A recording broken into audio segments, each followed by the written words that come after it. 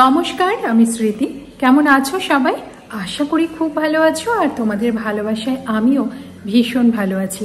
আজকে রবিবার, সময় এখন সকাল 11:30, আর এখন আমি খুব তাড়াতাড়ি স্নান করে নিই, জানো, ওই 9:30 10টার মধ্যে স্নান করে নিচ্ছি, কারণ সেরকম তো কোনো কাজ এখন নেই, রান্নাবান্না এখনো করছি না, তো সেই কারণে স্নানটা একটু তাড়াতাড়ি করে নিচ্ছি। আর ভালোও লাগছে এরকম সকাল সকাল স্নান করতে। স্নান করে পুজোটা সেরে নিচ্ছি, আর তাড়াতাড়ি পুজোটাও হয়ে যাচ্ছে, বেশ ভালো লাগছে। আসলে এখন তো রান্নাবান্নার ঝামেলাটা নিই, সেই কারণে হয়তো তাড়াতাড়ি হয়ে যাচ্ছে।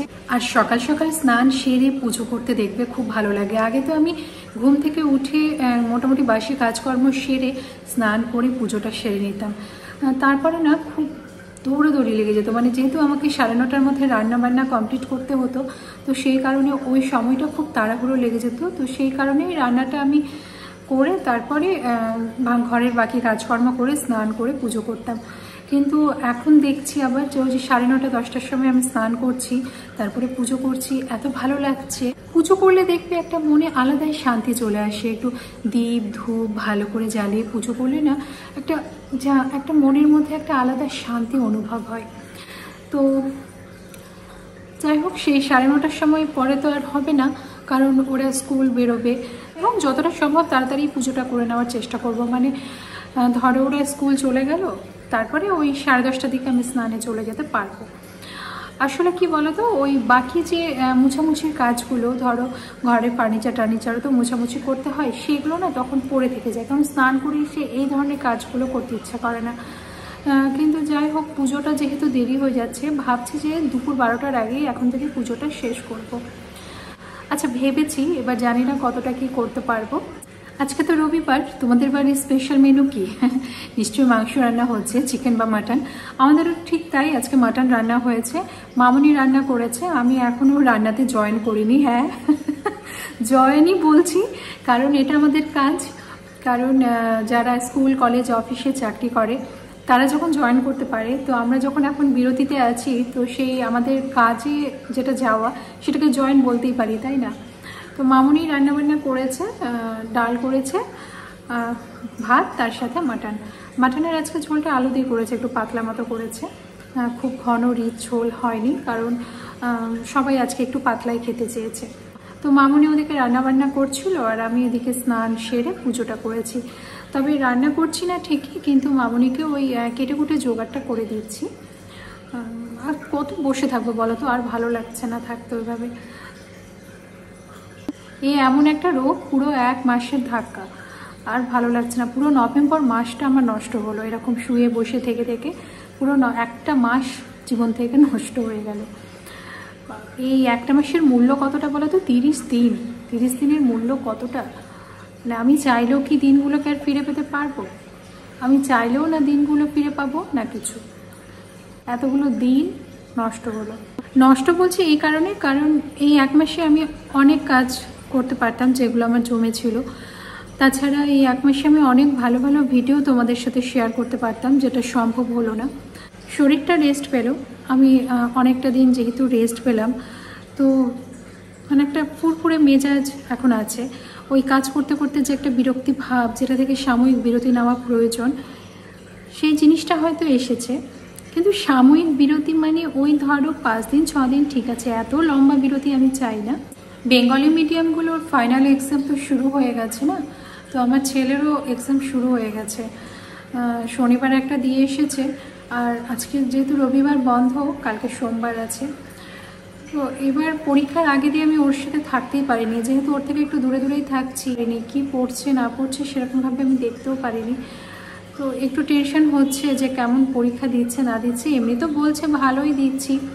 এই কথাটা যখন আমি বলছি, তখন বলছে তুমি তো কয়েকদিন হলো অসুস্থ, আমি তো সারা বছর পড়েছি নাকি, অত চিন্তা করো না, আমি পারবো, সবই পারবো, আমার রেজাল্ট ভালোই হবে। তো যাই হোক, মাঝে মাঝে সন্তানদের এই কথাগুলো বিশ্বাস করা উচিত, এবং তার এই যে মনোবল, সেটাকে আরও একটু উৎসাহিত করা আমাদের ভীষণ প্রয়োজন। নাকি তার কথার মাঝখানে এটা বলা যে হ্যাঁ কি পড়েছিস তা তো জানি, হ্যাঁ কি পারবি সেটা আমার জানা আছে, এগুলো বলা কখনো উচিত নয়। তো ওদের মনোবলটা ভেঙে যায়। ও যখন বলছে যে আমি পারবই, ও পারুক না পারুক, মুখে যখন বলছে আমি পারবই, তো ওর ওই কথাটাতে আমাদের সমর্থন জানিয়ে আরও একটু উৎসাহ দেওয়া উচিত, যাতে ওর ওই মানে মনোবলটা আরও বেড়ে যায়। ওদের যদি পরিবারের উপর এই বিশ্বাসটা থাকে না যে মা আমাকে ভরসা করছে বা আমি যে কথাটা বললাম মা সেটা বিশ্বাস করেছে, তাহলে দেখবে ওদের নিজেদের মধ্যেই একটা বোধ তৈরি হয়ে যায় যে মায়ের এই ভরসা বা মায়ের এই বিশ্বাসকে আমার ভাঙাটা ঠিক হবে না। হয়তো প্রথম প্রথম একটু সুযোগ নিতেও পারে, কিন্তু পরে দেখবে তার মধ্যে এই বোধটা ঠিক জাগ্রত হবে যে সে যেটা করছে ভুল করছে।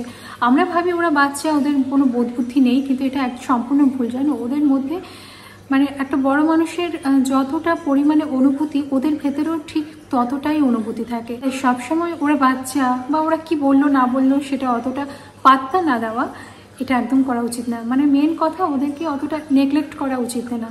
কারণ মাঝে মাঝে দেখবে তোমার বাড়িতে কিছু হলে ওদের কাছ থেকে মতামত চাও না যে বাবু এটা এরকম করবো, কীরকম করলে ভালো হবে বলতো। ওদেরও ভালো লাগবে দেখবে এটাতে, ওরাও ভাববে যে আমাদেরও একটা গুরুত্ব আছে, এবং এইভাবেই তো আস্তে আস্তে বড় হবে এবং এইভাবেই তো ওদের মধ্যে একটা দায়িত্ব কর্তব্যবোধ চলে আসবে। দেখো, আমরা তো সমাজবদ্ধ জীব এবং পরিবার কেন্দ্রিক, তাই সমাজ এবং পরিবার ছাড়া কিন্তু আমরা চলতে পারবো না।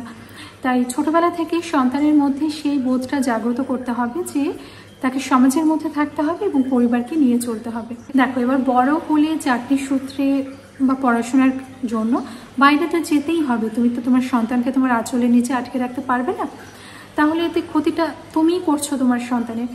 তো সেই ব্যাপারটা আলাদা, তাকে কর্মসূত্রে বা পড়াশোনার জন্য বাইরে যাওয়া সেটা আলাদা, কিন্তু বাইরে গেলেও পরিবারের প্রতি যে একটা টান, সেই বোধটা ছোটোবেলা থেকেই তৈরি করতে হয়।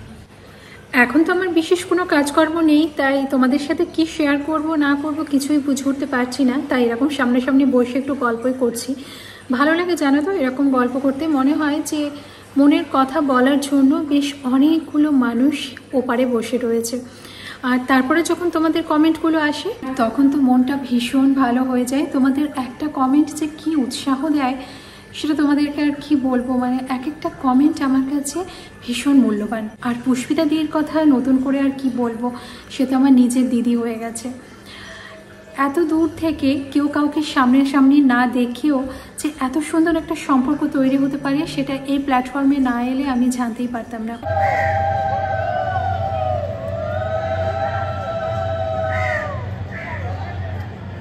আজকে বিয়ে আছে বুঝলে তো, ওই জন্য দেখো জল সাজতে এসেছে। এই যে আমাদের পুকুরটা,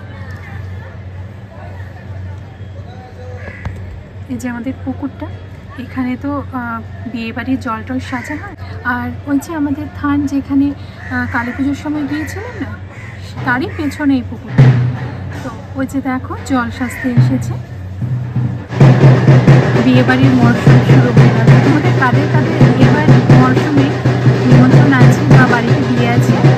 আমাদের এবার আর কারো বিয়ে নেই, জানো। এর আগের বার পরপর দুটো বিয়ে হয়ে গেল, এবার আর কোনো বিয়ে ঠিক নেই। বিয়ে বাড়ি মানেই মজা, আনন্দ, হই হুল্লোড়। এর আগের বছর আমাদের বাড়িতেও ছিল দুটো বিয়ে, কিন্তু এবছর আপাতত কোনো বিয়ে নেই।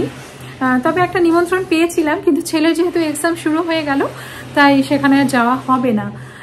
একটু দূরেই রয়েছে, কাছাকাছি হলে না হয় তাও যাওয়া যেত, কিন্তু দূরে তো আর যাবো না। বিয়ে বাড়ি মানে মজা, আনন্দ, হই হুল্লোড় বলো। অনেক দিন পর সেই সব আত্মীয়দের সাথে দেখা, যাদের সাথে বহু বছর হয়তো দেখা হয় না। তারপর সবাই মিলে যে আড্ডা গল্পটা শুরু হয়, সেটা যেন শেষই হতে চায় না। রাত দিন সব সময় চলতে থাকে সেই গল্প। তারপরে যখন আবার শেষ হয়ে যায় বিয়ে বাড়িটা, মানে বিয়েটি শেষ হয়ে যায় সব কিছু, তখন আবার খুব মন খারাপ হয়। তখন এই স্বাভাবিক জীবনে ফিরে আসতে খুব কষ্ট হয়। মনে হয় সেই দিনগুলো এত ভালো ছিল, এত তাড়াতাড়ি কেন কেটে গেল দিনগুলো, যেটা এর আগের বছর আমাদের হয়েছিল। পরপর দুটো বিয়ে ছিল তো, আর সেই দুটো বিয়ের সবাই এসেছিল জানো, মানে দুটো বিয়েতেই সবাই এসেছিল, ফলে এতটাই মজা হয়েছিল, আনন্দ হয়েছিল। কিন্তু ওই যে তারপর যখন দিনগুলো, মানে বিয়েটা যখন কেটে যায়, পরের দিনগুলো খুব কষ্ট হয়। তখন মনে হয় যে দিনগুলো আরও কিছুদিন বেশি থাকলে ভালো হতো। কিন্তু যার বাড়িতে বিয়ে হচ্ছে, আমাদের বেশি থাকলে তো মজা হতো, কিন্তু যাদের বাড়িতে বিয়ে হচ্ছে তাদের যে খরচাটা উঠছে, আর এক দুদিন তারপর তোমাদের সাথে খুব ভালো ভালো ব্লগ আমি শেয়ার করব আর নতুন নতুন রেসিপি। আচ্ছা, তোমাদের কাছে যদি কোনো ভালো রেসিপি থাকে আমাকে কমেন্টে অবশ্যই লিখে পাঠাতে পারো। আমি সেই তোমাদের রেসিপিগুলো শেয়ার করব আমার ভিডিওতে, এবং অবশ্যই তাতে নাম থাকবে তোমার। আজকের মতো এই যে আমার বকবক এখানেই শেষ করি। সবাই খুব ভালো থেকো, সুস্থ থেকো, নিজের খেয়াল রেখো, নিজেকে যত্নে রেখো। আসি।